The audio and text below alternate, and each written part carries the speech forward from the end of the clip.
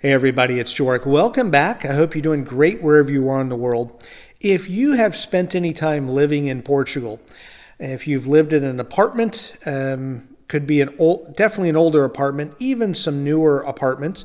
If you lived in an older structure, you're probably wearing in the winter time a sweatshirt just like this and probably sweatpants, maybe even a stocking cap when you're walking around the apartment because you're going, why in the world is it so cold? This is ridiculous. And the answer's a pretty straightforward answer. Most structures in Portugal, older apartment buildings and many old homes, don't have any insulation. So it's a straightforward answer. Even many newer apartments, when you go in them, and I have looked at close to 500 apartments and structures, so farms, homes, apartments, and commercial building places. When I lived there, my goodness, most places, there were times where it was warmer outside than it was in the actual building or the room I was in when I was touring a particular place. So if you're going to move to Portugal, it is incumbent upon you, and I think if I don't mind wearing a sweatshirt, and if you're okay with that, more power to you. But I would really be looking at apartments or places to live that have heat and or air conditioning. So in the summer, you're not too hot, but in the winter, certainly, so you're warm. And many older units don't have that.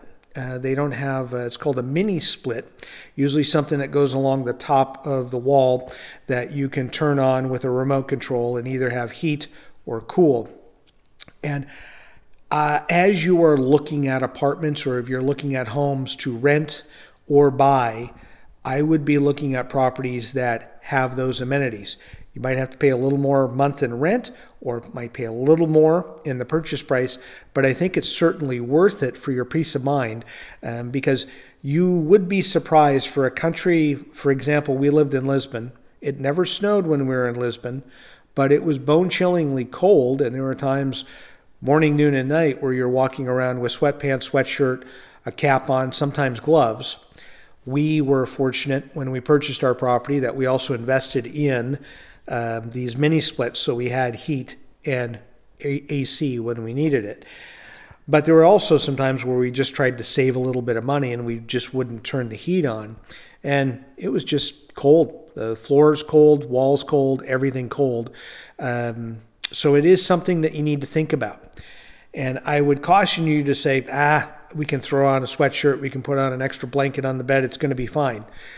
If you're used to having heat in your apartment, it isn't going to be fine. You're going to want to get something. So even if you find a place and you love it, but it doesn't have heat, then what I would really recommend that you do, Leroy Merlin is one of the places you could go. Wharton is another, that I would get a space heater or two. So when you're in a particular room, your bedroom or the bathroom or a living room or a kitchen, you could move it around and plug it in so at least you have heat in this particular area that you're living in. And if you live in Portugal, please comment below. If you think I'm full of it, please comment. If you agree and say, gosh, it's colder and I'm a little chillier than I thought I was going to be, please leave that comment too. But when you move over there, everyone, well, it's a moderate Mediterranean climate. I don't buy that, but that's what all the newspapers and your Facebook feed tells you that it is. But it does get really cold in the fall, winter, and early spring. And even though there's no snow and there's no freezing rain, oftentimes if you put a thermometer on your kitchen table and see the temperature, and then you walk outside, put the thermometer outside, it will be the same temperature, sometimes even colder inside sometimes. So just a word of caution, as you're looking at properties, you're looking for places to live in Portugal, lots of great places to live, but please make sure that they have heating units. If not, you're going to want to buy some. Yes, you can bundle up with sweatshirts and blankets, but usually that's not enough. And over time, that will really change your experience of living in your property in Portugal. Just wanted to give you that helpful tip. As always, thank you so much for watching and enjoy your travels.